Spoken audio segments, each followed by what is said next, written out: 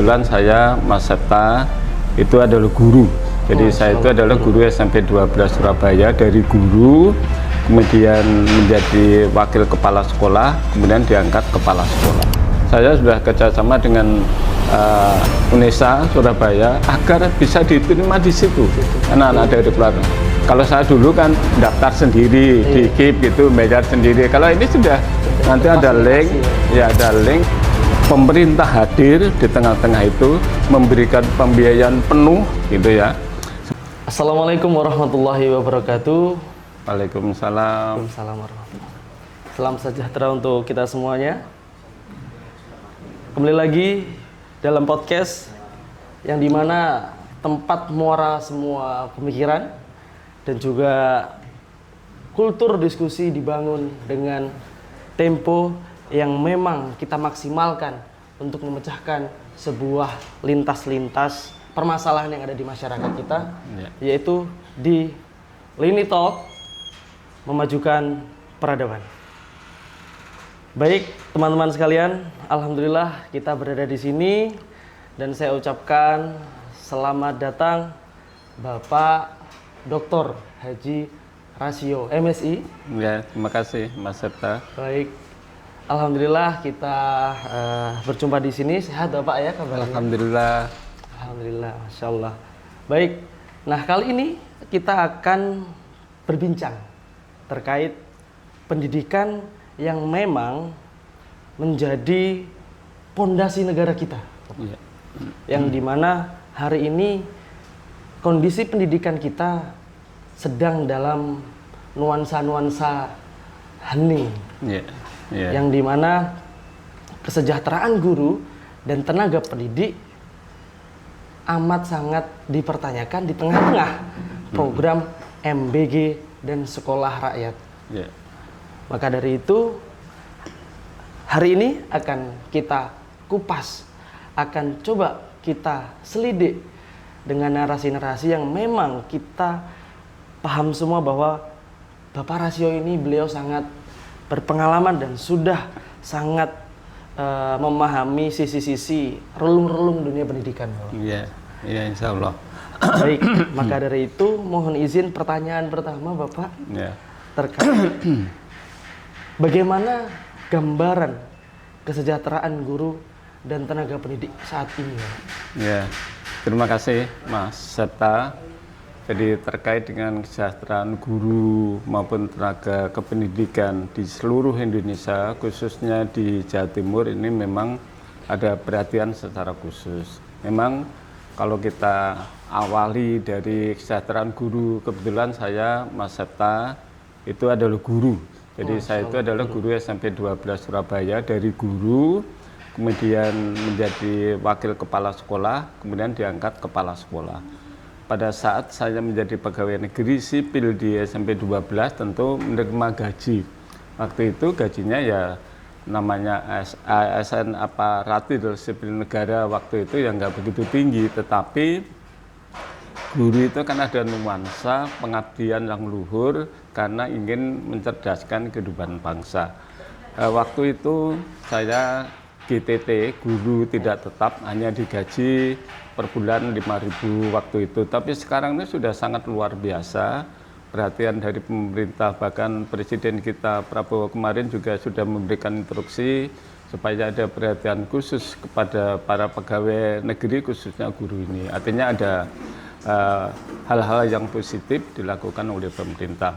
Sekarang ini Pak Mas Septa ya, guru itu ada dua, guru pegawai negeri yang tergabung dalam ASN, aparatur sipil negara, kemudian guru P3K, jadi guru artinya sementara, tetapi kontrak, istilahnya kontrak, tapi ada guru yang tidak tetap.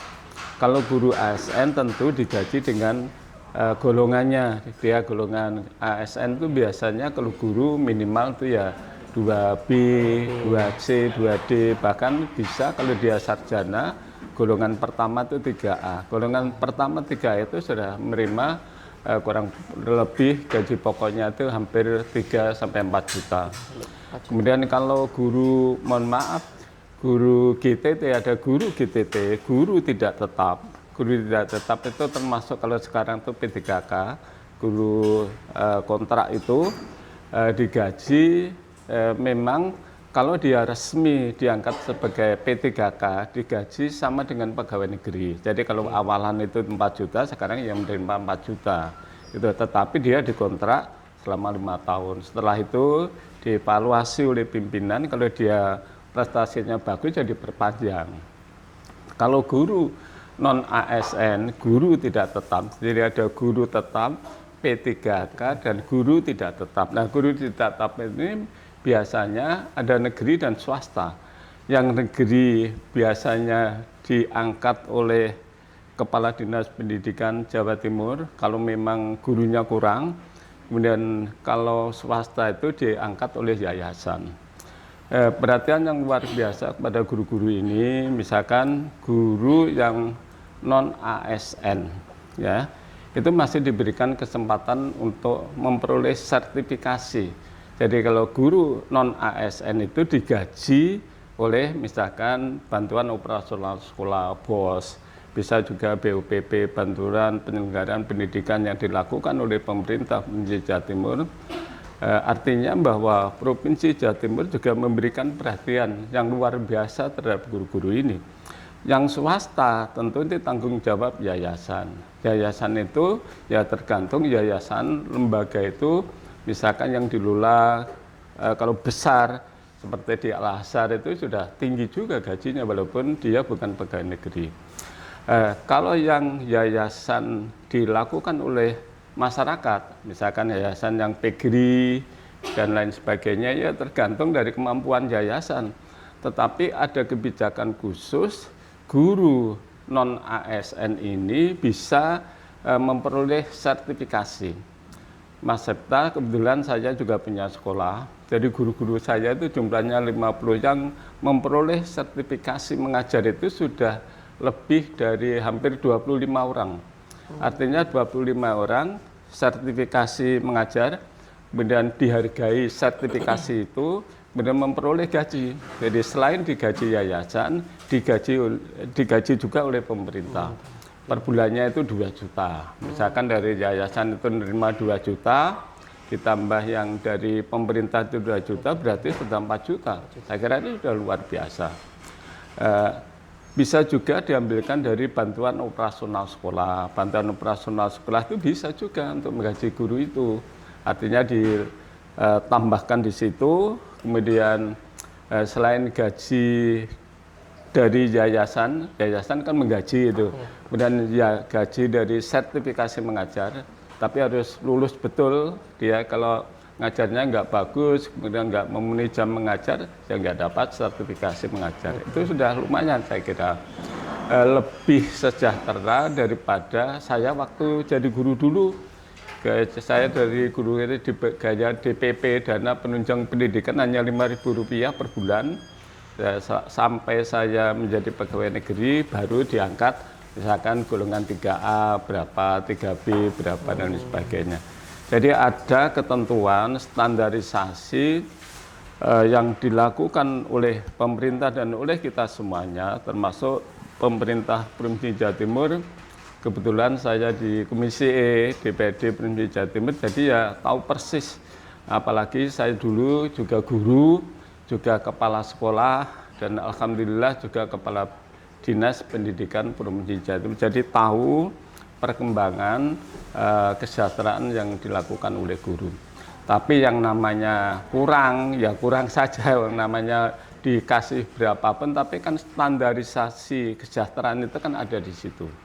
Sekarang kalau seorang guru mengajar di swasta, dia sudah memperoleh sertifikasi mengajar, minimal ya 4 juta, minimal. Bisa lebih tergantung dari yayasan di mana dia bekerja. Jadi artinya kalau terkait kesejahteraan ini sangat luar biasa. Ya, yang perlu perhatian sekarang ini adalah non kependidikan, yang bukan guru, misalkan karyawan, TO, itu hanya digaji dari yayasan saja kalau dia swasta. Kalau dari negeri, kalau dia nggak pegawai negeri ya digaji sesuai dengan kondisi yang ada. Makanya ini yang menjadi perhatian. Nanti saya sebagai komisi yang menangani di bidang pendidikan ini tentu akan melihat seberapa jauh pemerintah Provinsi Jawa Timur mengedepankan tentang kesejahteraan utamanya non guru ini, karena non guru kan ya sama dengan guru. Betul. Masuknya pagi jam 7 ya sama, pulangnya kadang-kadang di lembaga saya itu sampai jam 3 jam 4. Kalau yayasan tidak peduli, tidak memberikan perhatian kesejahteraan pada guru itu, saya kira juga nggak bijaksana. Makanya nanti akan kami panggil Kepala Dinas Pendidikan Provinsi Jawa Timur, kita aja berunding sebenarnya standarisasi untuk karyawan itu berapa sih? Kalau guru ini kan ada gaji guru tetap, pegawai negeri, kemudian gaji P3K, kemudian ada tunjangan sertifikasi guru. Kalau karyawan nggak ada tunjangan sertifikasi, yang itu kami usulkan apakah dimungkinkan nanti misalkan ada tunjangan karyawan, ya sehingga setidak-tidaknya ya paling tidak ada kenaikan gaji yang diterima oleh yang bersangkutan. Saya kira gitu, Mas Topa. Baik, terima kasih Bapak Rasio. Jadi tadi Bapak Rasio sudah menjelaskan bahwa guru itu ternyata juga banyak jenisnya. Iya, betul. Ada ASN, ada P3K, ada guru honorer, dan juga ternyata kita jangan sampai melupakan yang namanya tenaga kependidikan atau karyawan-karyawan yang memang bertugas untuk juga memaksimalkan fungsi pendidikan seperti itu di sekolah. Nah, tapi akhir-akhir ini Pak, mohon izin. Akhir-akhir ini terdapat cuitan atau informasi bahwa terjadi ketimpangan kesejahteraan tenaga pendidik maupun tenaga kependidikan yang memang dulu mungkin gapnya cuman ASN sama guru honorer seperti Bapak ya. Akhirnya juga sekarang timbullah P3K dan lain sebagainya. Tapi sekarang ternyata kemarin dibandingkan dengan karyawan MBG, Bapak. Mohon izin. Bagaimana tanggapan Bapak tentang itu? Ya, kalau mulianya, kalau saya suruh milih, tentu milih guru. Apakah itu ASN, GTT, atau non-ASN, atau P3K. Karena guru itu luar biasa, pengabdiannya luhur, kemudian memuliakan anak-anak yang kita cintai bersama dalam rangka mencerdaskan kehidupannya. Kalau MBG ini kan memang sudah ada ketentuan dari pemerintah, misalkan di SPPG itu saya kemarin ke Bojonegoro, kemudian cek gitu ya, gajinya ya cukup lumayan. Petugas SPPG itu misalkan SPPG itu yang bagian masak, bagian ini, bagian kura-kura, itu gajinya minimal ya 4 juta. Makanya tadi saya katakan, Mas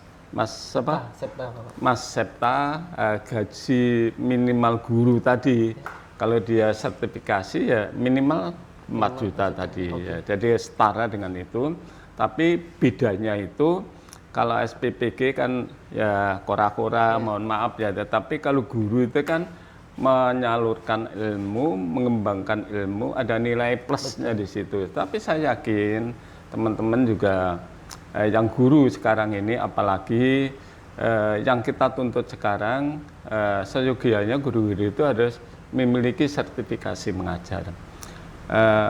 Mas Tova, memiliki sertifikasi mengajar itu ada syaratnya juga. Tidak semua guru juga. Kalau dia mengajarnya misalkan 1 minggu itu ketentuannya 24 jam pelajaran. Jadi 1 minggu guru itu mengajar 24 jam mengajarkan, 24 jam pelajaran. Misalkan mengajar PMP, Pendidikan Moral Pancasila, 1 minggu itu 2 jam pelajaran. Jadi untuk mengajar 20 jam pelajaran minimal dalam 1 minggu, dia harus mengajar 12 rombongan belajar. Jadi ada ketentuannya, nggak boleh misalkan dia hanya ngajar kurang dari 10 rombongan belajar. Kalau kurang dari 10 berarti nggak ada 24 atau 20. Makanya ada ketentuan yang harus dipatuhi oleh guru, karena itu standarnya ya seperti itu. Jadi kalau dibandingkan dengan MBG menurut saya Ya, tergantung memandangnya, Mas Septa ya. Kalau guru itu kan ada nilai plus ya. Kalau MBG ya ada nilai plus tentu di pihak pelayanan yang diberikan oleh mereka, misalkan masaknya dan atau sebagainya. Tetapi kemarin Pak Presiden itu melaksanakan rapat kabinet, jadi saya mendengarkan apa yang disampaikan oleh beliaunya. Ada upaya dari pemerintah, ada perhatian akan meningkatkan kesejahteraan guru. Saya kira ini luar biasa karena memang tugasnya guru dengan tugasnya SPPG hampir sama-sama melayani masyarakat, tapi beda. Kalau guru itu ada nilai plusnya, ini ada kaitannya dengan ilmu. Ilmu itu adalah ya segala-galanya. Betul. Untuk mengembangkan anak-anak yang kita cintai bersama itu agar kelak menjadi manusia yang sempurna, yang senantiasa beriman, bertakwa kepada Tuhan Yang Maha Esa, dan tentu orang-orang yang berhasil dalam rangka nanti 2045 menjadi generasi emas. Amin. Makanya agak beda memang. Jadi kalau guru itu, saya dulu jadi guru itu luar biasa. Saya ini orang desa dari Madiun, kemudian ayah saya buta huruf, tetapi saya yakin, saya itu dulu dari STM mengambil kuliah di perguruan tinggi itu IKIP. IKIP Mas Septa, IKIP itu Institut Keguruan Ilmu Pendidikan. Kalau sekarang Indonesia. Kenapa saya memilih guru? Ya itu tadi, saya tertarik pada guru gitu ya. Guru itu luar biasa, di gugu dan dituduh, ada tingkah laku guru itu kan beda dengan yang lainnya. Makanya ini tapi membandingkan tidak apple to apple, tetapi orang itu biasanya mesti memandang guru adalah segala-galanya. Makanya kalau hanya gaji kalau misalkan di SPPG, di MBG, mohon maaf ya, itu 4 juta, bahkan sekarang sudah agak berkurang karena disorot terus gitu ya. Sudah enggak seperti dulu, tetapi guru kan tetap, pokoknya dia mengajar, punya sertifikasi mengajar, dan itu diuji oleh Kementerian Pendidikan Dasar dan Menengah. Kalau lulus ya pasti dapatkan uang tambahan itu per bulannya 2 juta tambahannya. Belum gaji dari gaji pegawai, gaji gurunya maupun gaji dari yayasannya, baik negeri maupun swasta. Ya saya kira luar biasa Mas Septa ya. Baik, berarti pada intinya sebenarnya semua tergantung perspektif ya, iya, Pak, betul. Ya. Dan satu poin lagi bahwa MBG itu juga salah satu program dari Bapak Presiden, ya, yang betul. Memang ini sebenarnya kita yakini dan kita percaya bahwa ini programnya baik ya Pak. Iya. Baik. Iya, namanya pemerintah. Pemerintah. Nah, maka dari itu mohon izin Bapak, ini sekali lagi kita mengevaluasi yang dimana beberapa bulan ini ada cuitan bahwa adanya ketimpangan di beberapa lembaga pendidikan, khususnya sekolah-sekolah yang memang ternyata dikata evaluasinya adalah MBG ini kurang merata atau bahkan tidak tepat sasaran bahasa gaulnya Bapak. Nah, maka dari itu pertanyaannya adalah apakah mohon maaf, seberapa berefek atau seberapa keberhasilan dari program MBG ini selama ini sudah dilakukan beberapa tahun, Bapak? Ya, jadi kalau tujuan MBG bagus, tujuannya bagus karena untuk meningkatkan kemampuan siswa. Betul. Karena yang diberi MBG itu kan rata-rata siswa SD sampai SMA. Ya. Kemudian anak-anak yang luar biasa, orang tua dan lain sebagainya. Kemudian ibu hamil. Betul. Jadi ibu hamil itu tentu dalam rangka mengontrol janin yang ada di dalam kandungan. Kalau di dalam janin itu sudah ada nutrisi yang bagus, harapannya itu bayinya akan lahir baik gitu ya. Kalau bayinya kualitasnya bagus, harapannya nanti ke depan dalam proses pendidikan juga tidak mengalami kesulitan. Jadi kalau tujuannya baik, hanya mungkin yang saya sarankan pada petugas SPBG pelaksanaan di lapangan, misalkan ketika proses masak itu sudah dilakukan, kemudian harus dicek lah sebelum MBG itu diberikan kepada siswa atau mungkin orang tua yang mengandung dan lain sebagainya, harus dicek kesehatannya. Ini sebenarnya tugas dari SPPG khususnya juga koordinatornya, yang masing-masing SPPG di kabupaten kota di kecamatan kan ada koordinatornya, itu dicek kesehatannya. Jangan sampai, mohon maaf, beberapa hari ini saja tadi pagi ada media yang memberikan informasi ada beberapa, mohon maaf ya, MBG yang makan MBG kemudian keracunan lagi. Kasus yang terjadi berkali-kali ini sebenarnya sebagai masukan dari pengelola SPPG itu. Jangan sampai itu terulang. Ini terulang lagi. Tujuan dari pemerintah itu tentu baik. Kalau ini tidak dilakukan dengan baik, akhirnya orang menilai itu apa MBG, biayanya besar dan sebagainya. Itu yang pertama.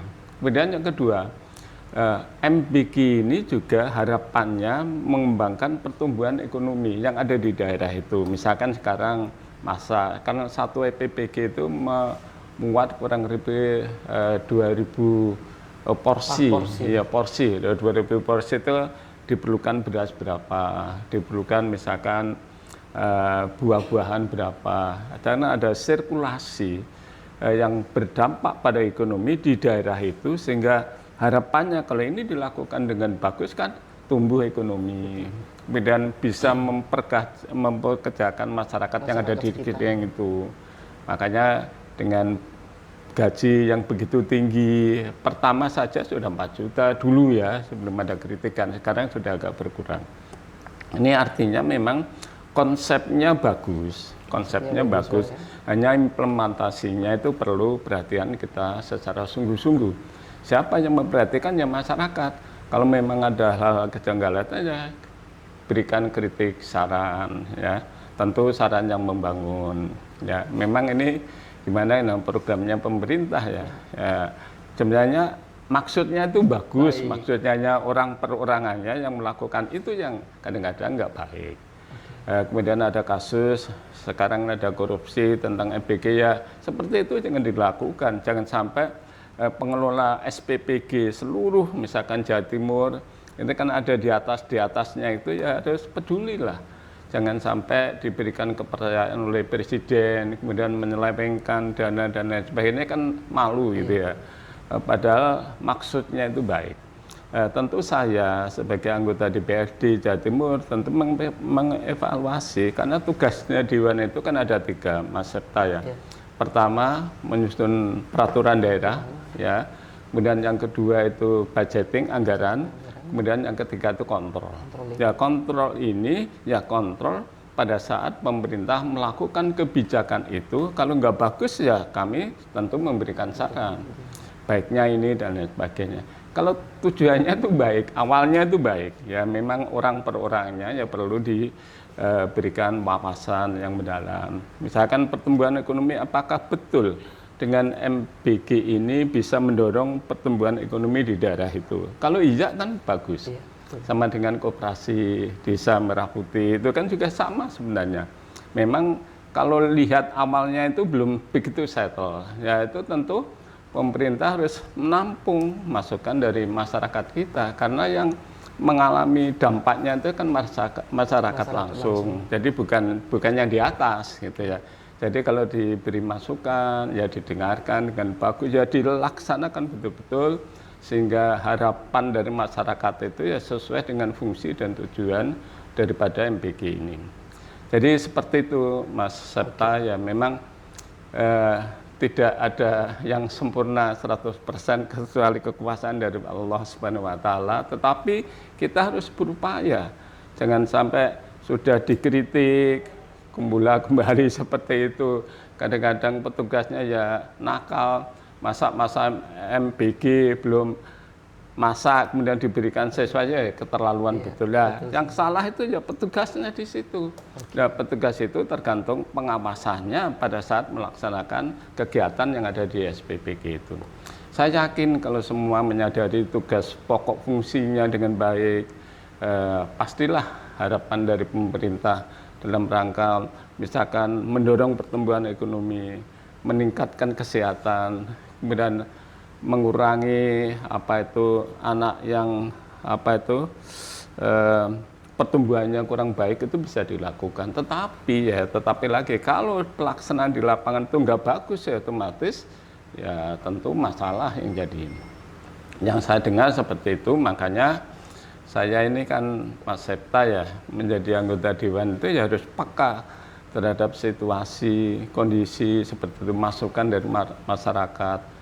Dan kepekaan ini harus dilakukan dengan baik, jangan sampai nanti misalkan MBG ini mestinya, karena saya sering menyarankan yang mengawasi itu adalah institusi khusus, karena ini masalah pendidikan, ya mestinya dinas pendidikan dilibatkan di situ, kepala dinasnya, karena kepala dinas itu punya orang di masing-masing kabupaten kota namanya kepala cabang dinas. Kepala cabang dinas itu punya orang lagi eselon 3, eselon 4 yang ada di kabupaten kota, sehingga orang-orang inilah sebenarnya dilibatkan penuh dalam rangka pengawasan pelaksanaan MBG ini. Kalau itu iya, saya kira semua akan terkontrol dengan baik. Oke, berarti selama ini belum Bapak ya yang ya, itu ya? Nggak dilakukan, nggak dilibatkan. Belum dilibatkan. Iya. Semoga setelah ini bisa dilibatkan dengan baik Bapak ya. Mudah-mudahan. Baik Bapak, jadi kita pahami bahwa MBG ini sebenarnya programnya baik. Tinggal saja nanti dalam pelaksanaan di lapangan, semoga yang sudah dievaluasi segera bisa memperbaiki situasi seperti itu Bapak ya. Ya, harapannya begitu. Baik. Mas Septa. Baik, lalu kita move ke program selanjutnya Bapak. Ya ini tentang sekolah rakyat. Di mana kita sendiri bisa menyaksikan Bapak, di mana hari ini banyak sekolah negeri yang ngapunten jumlah siswanya menurun. SD negeri ada yang viral kemarin di tahun ini, hanya 1 siswa, hanya 3 siswa. Nah, tapi justru malah presiden punya kebijakan mendirikan sekolah rakyat, yang dimana sekolah ini pada awal tujuannya untuk orang-orang kurang mampu. Nah, apakah sekolah rakyat ini bisa menjadi solusi dari permasalahan pendidikan kita hari ini, Bapak? Jadi harus dibedakan Mas Septa, sasaran dari sekolah rakyat dan sekolah umum gitu ya. Sekolah umum itu ya SD, SMP, negeri swasta, SMA, SMK negeri swasta, sekolah luar biasa negeri swasta. Itu yang umum. Kemudian ada, mohon maaf ya, ada sekolah madrasah diniyah, pondok pesantren, ada juga sekarang ini pemerintah memberikan perhatian khusus kepada anak-anak dari keluarga miskin ekstrim. Nah, ada ekstrim. Jadi sekolah rakyat itu ditujukan kepada anak dari keluarga miskin harus masuk data di DTsen 1, DTsen 2, DTsen 3 sampai 4. Jadi ada batasannya. Jadi kalau anak sekolah di sekolah rakyat tidak dari keluarga itu ya nggak boleh. Makanya ada perhatian khusus, kemudian di rekrutmennya juga khusus gitu ya, nggak sembarangan. Dan data-data ini juga data-data yang diakses oleh BPS, jadi nggak boleh sembarangan. Makanya ini juga memberikan perhatian dari para RT, RW, karena yang tahu warga yang miskin, sangat miskin itu kan ya Pak Lurahnya, level tinggi itu sudah tinggi itu. Kemudian di RW, dan yang paling tahu adalah RT. Jangan sampai nanti Pak RT juga nggak ngerti bahwa ini termasuk di, makanya Pak RT sendiri juga harus punya data di BPS ya, bekerja sama dengan dinas sosial yang masuk di DTsen 1, DTsen 2, Desil 3, Desil 4 atau 5 itu siapa saja warga ini. Kemudian dicek dari warga itu, misalkan ada anak-anak yang usia sekolah. Nah, itu bisa langsung disekolahkan di sekolah rakyat. Oleh sekolah rakyat itu akan dibiayai oleh negara. Jadi tidak mengeluarkan biaya speser pun, pakaian seragam disiapkan oleh negara, tidurnya disiapkan oleh negara, dibuatkan asrama, bahkan kamar tidurnya itu sendiri, kamar belajarnya, kamar mandinya.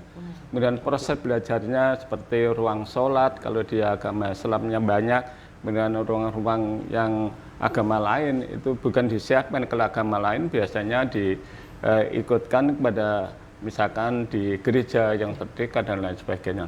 Artinya Mas, pemerintah sekarang itu sudah melaksanakan apa yang dituntut di dalam Undang-Undang Dasar 45, fakir miskin ya dibiayai oleh negara. Jadi itu dilakukan betul oleh pemerintah ini, ya baru ini pemerintah melaksanakan sekolah rakyat. Dan Jawa Timur, Mas Septa, sekolah rakyatnya banyak sekali, paling banyak di seluruh Indonesia, 26 sekolah rakyat di masing-masing kabupaten kota. Saya kemarin sudah sidak, misalkan di Malang ada, di Mojokerto itu ada, dan saya lihat proses pembelajarannya juga sangat bagus sekali. Dan ini memberikan perhatian dari negara hadir di tengah-tengah mereka itu, kemudian memberikan pendidikan yang layak, dibiayai oleh negara, dan semua kebijakan itu tidak misalkan membebani pekerja masyarakat untuk membayar apapun. Saya kira ini luar biasa, dan nanti kita evaluasi, ini sudah tahun kedua, nanti kita lihat SD, SMP jumlah muridnya kurang lebih 4.000-an gitu ya dari se-Jawa Timur ini. Kemudian nanti tentu akan kami evaluasi. Nah, penyelenggaraan teknis di lapangan ini memang dilakukan untuk kegiatan fisiknya, kegiatan sarananya dilakukan oleh Dinas Sosial, tetapi edukasinya, pembelajarannya tentu kurikulum tanggung jawab dari Dinas Pendidikan Provinsi Jawa Timur itu kalau di Jawa Timur, kalau di pusat ya pusat.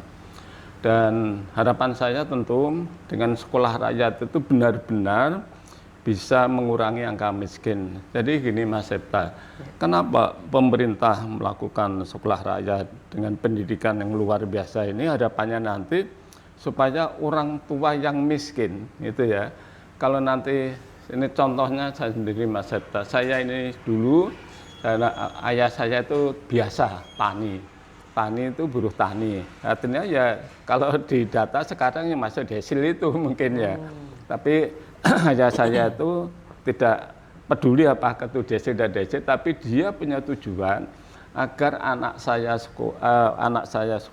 nanti sekolah gitu. Pokoknya kowe engko nek wis lulus SD kudu sekolah, ya, hanya gitu pesannya. Jadi orang tua saya karena buta huruf ya pengetahuannya seperti itu, betul. Saya melanjutkan di STM Siang Madiun, jurusan mesin. Oleh ayah saya, nek wis lulus STM nyambut gawe dhisik gitu ya. Saya kerja di pabrik Rejo Agung sebagai pengawas mesin uap. Digaji per bulannya 5.000. Saya kerja selama setahun. Setahun itu berarti 12 kali 5.000. Digaji, saya kumpulkan uang itu Rp60.000. Rp60.000 itu waktu itu, kemudian saya lulus STM, saya keluar dari kerja itu, Mas Septa, kemudian kuliah di KIP tadi yang saya katakan, saya ngambil jurusan guru. Kenapa guru? Ya tadi saya katakan guru itu adalah segala-galanya. Guru itu tempat mendidik anak-anak yang kita cintai. Betul, saya jadi guru di SMP 12, ya, terus meningkat terus, kemudian saya melanjutkan di S3, lulus S3, saya diangkat kepala sekolah terus begitu. Artinya dengan pendidikan anak ini, rasio ini akhirnya berhasil. Ya. Mungkin nanti harapan dari pemerintah juga begitu, dengan pendidikan yang dilakukan oleh negara. Kalau saya dulu bedanya itu dilakukan oleh orang tua saya sendiri, kalau sekarang itu dibiayai oleh negara. Jadi disekolahkan, dibiayai, nggak usah bayar, makan ditanggung negara, seragam ditanggung negara dan sebagainya. Kalau saya dulu ya beli sendiri. Tapi karena berkat doa orang tua saya, alhamdulillah saya lulus S1 jadi kepala sekolah. Setelah jadi kepala sekolah, alhamdulillah, jadi dengan pendidikan saya yang tinggi ini, kemudian saya pindah ke Dinas Pendidikan Provinsi Jawa Timur menjadi Kepala Dinas Pendidikan. Seorang anak desa anaknya orang tani, orang tuanya butuh huruf, kemudian memperoleh gelar S3 menjadi Kepala Dinas Pendidikan dan Kebudayaan Indonesia. Itulah sebenarnya cita-cita dari negara kita. Kalau anaknya itu dibina dengan bagus, apalagi nggak mengeluarkan biaya spesial pun, karena diharapkan dan didorong tentu doa restu dari orang tua itu terus mendoakan kepada anak-anak yang dicintainya itu untuk sukses. Harapan saya nanti kalau sukses lulus misalkan dari sekolah rakyat, meneruskan lagi, dibiayai lagi oleh negara, sampai tingkat SMA dibiayai lagi negara. Kemarin saya sudah koordinasi dengan UNESA, IKIP Surabaya. Kalau sekarang IKIP, kalau dulu adalah IKIP, kalau sekarang UNESA Surabaya. Karena untuk Surabaya itu base camp-nya ada di UNESA. Asramanya ada di situ. Nanti Mas Septa kalau ingin melihat dari dekat, oh itu tuh yang dimaksud Pak Rasio. Okay. Jadi harapannya nanti kalau sudah lulus setingkat SMA atau SMA, tentu saya sudah kerjasama dengan UNESA Surabaya agar bisa diterima di situ anak-anak dari keluarga. Kalau saya dulu kan daftar sendiri, di KIP gitu, bayar sendiri. Kalau ini sudah nanti ada link, ya ada link dengan pemerintah agar menerima di perguruan tinggi itu. Jadi tujuannya dengan adanya sekolah rakyat itu ya mengentas kemiskinan, ya gitu ya. Karena anaknya nanti diharapkan berhasil seperti yang saya ceritakan tadi, saya berhasil. Kemudian saya menjabat sebagai kepala dinas, dengan pekerjaan saya itu otomatis akan berdampak ikut mesejahterakan keluarganya, keluarga di desa itu yang dulu ayah tanah tani, sekarang sudah punya sawah dan lain sebagainya. Mungkin seperti itu. Sehingga nanti dengan sekolah rakyat ini diharapkan bisa menghantas kemiskinan yang ada di Jawa Timur khususnya, tentu secara umum yang ada di negara yang kita cintai ini. Jadi itu konsep dari sekolah rakyat, dan pemerintah hadir di tengah-tengah itu memberikan pembiayaan penuh gitu ya. Sementara anaknya boarding school diasramakan. Jadi kalau orang tua ingin jenguk ya bisa diberikan jam khusus, ditemukan dengan anaknya, tapi anak nggak boleh kembali lagi ke orang tua. Karena orang tua, mohon maaf ya, orang tua miskin, gimana akan melaksanakan pendidikan ya nggak tahu. Makanya dididik di boarding school, di asrama itu, kemudian dibina terus sampai nanti harapan kita ya lulus SMA tingkat SLTA, kemudian lanjut di perguruan tinggi. Oke. Jadi gitu, ya. Baik, ini menunjukkan bahwa memang program dari sekolah rakyat ini tujuannya sangat mulia sekali, untuk mengentaskan masyarakat-masyarakat yang kurang mampu, untuk memaksimalkan porsi pendidikan putra-putrinya, begitu ya Bapak. Tadi juga kita dicontohkan bahwa Bapak Rasio ini beliau menjadi contoh, role model bahwa setiap insan di negara kita punya harapan untuk mengenyam pendidikan yang layak, Bapak ya. Iya, betul. Dan semoga program MBG maupun program sekolah rakyat ini benar-benar mampu memperbaiki kualitas pendidikan di Indonesia. Seperti itu. Harapannya begitu. Harapannya begitu. Mohon izin Bapak, satu closing statement yang memang untuk memotivasi dan juga sekali lagi karena hari ini Bapak diamanahi di Dewan Perwakilan Rakyat Provinsi, maka dari itu pesan dan juga komitmen Bapak untuk para masyarakat. Terima kasih Mas Septa. Pendidikan itu merupakan tanggung jawab kita semuanya. Jadi kita harus dengan serius memperhatikan pendidikan anak-anak yang kita miliki ini, anak-anak yang kita cintai bersama. Harapannya nanti memang 2045 menjadi generasi emas yang canggih, yang tidak seperti generasi saya dulu dan lain sebagainya. Untuk itu ada perhatian secara bersama, utamanya dari keluarga. Mohon maaf, ini untuk umum, kadang-kadang dengan pengaruh HP, dengan gadget ini ya, kadang-kadang anak terpengaruh di situ. Ada anak kecil misalkan sudah ngebom sekolah, coba bayangkan anak kecil, anak SD gitu. Kemudian terjadi di misalkan salah satu daerah anak kemudian melakukan hal-hal yang tidak senonoh. Makanya saya mohon dengan sangat, karena pendidikan itu adalah tanggung jawab kita bersama, ada kepedulian secara sungguh-sungguh dari orang tuanya. Karena sebenarnya sebagian besar anak-anak kita ini kan yang hidup di keluarga itu. Di sekolah itu berapa jam? Hanya paling jam 7, 8, 9, 10, 11, 12, hanya paling 7 sampai 8 jam. Tapi selebihnya itu di rumah. Makanya perhatian di rumah inilah menjadi perhatian serius dari orang tua. Sesekali dicek, nak belajar, nak sholat kalau agamanya Islam, nak besok ada tugas apa, ada perhatian. Karena sekarang anak tuh kelihatannya di kamar belajar tapi lihat HP, yang dilihat HP itu mohon maaf Mas Septa ya, kalau TikTok tuh awalnya TikTok apa, tapi dalam-dalamnya juga seperti itu. Nah kalau itu terus menerus meresap pada otaknya siswa, itu akhirnya siswa menjadi tindakannya menjadi kurang bagus. Tetapi ada juga siswa, ya, siswa yang pinter. Anak SD itu dari salah satu di Pulau Jawa ini sekarang bisa mengakses NASA, bahkan ada perhatian dari dunia internasional bahwa anak ini layak mendapatkan penghargaan. Itu yang pinter, ya, karena orang tuanya begitu peduli, anaknya didampingi terus, belajar dengan IT dan sebagainya. Sekarang ini ya tergantung, mohon maaf Mas Septa, kalau orang tua peduli, ya, memperhatikan betul perkembangan anak-anak yang kita cintai bersama, insya Allah anak-anak kita akan berhasil 2045 menjadi generasi emas yang tentu berbeda dengan anak-anak pada zaman saya dulu. Saya aja belum ada IT sudah bisa misalkan menjadi kepala dinas, ini sudah luar biasa, menjadi sekda Jawa Timur, ini kan hal yang luar biasa. Itu ya kesungguhan dan juga peran serta dari orang tua wali murid. Sehingga saya mohon dengan sangat, dengan adanya generasi sekarang ini, orang tua juga jangan sampai nggak peduli, sesekali cek anaknya itu lagi apa leh. Kalau anaknya misalkan jam 9 malam belum pulang, ya mestinya harus tanya dong.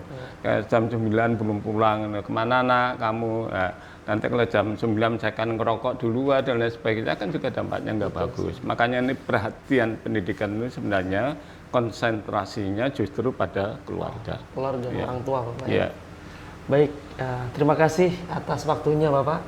Mohon izin semoga kita benar-benar mampu mewujudkan kualitas pendidikan di Indonesia semakin membaik. Ya. Baik, teman-teman semua, para pemirsa yang memang hari ini kita sengaja untuk membahas dunia pendidikan Bapak, Ya. karena memang ini menjadi poin penting dan fondasi negara kita. Ya. Baik, cukup sudah kita diskusi hari ini tentang dunia pendidikan. Maka dari itu, teman-teman, tolong sekali untuk mensupport kegiatan podcast ini. Jika teman-teman merasa menyukai video ini, tolong di like. Dan jika teman-teman merasa punya opini, silahkan di komen, Bapak ya. Ya. Dan jika teman-teman untuk mendukung kita, silahkan tolong di subscribe.